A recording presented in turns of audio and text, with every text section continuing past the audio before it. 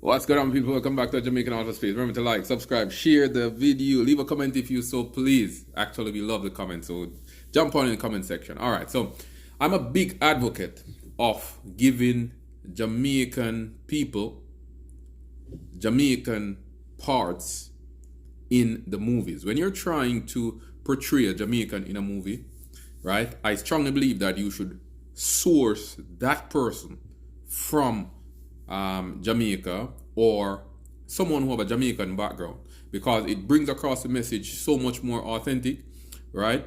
And at the same time, everyone around the world that I have been around, I've been to different places around the world, and they really love the language, they love the people, they love the vibe that we bring.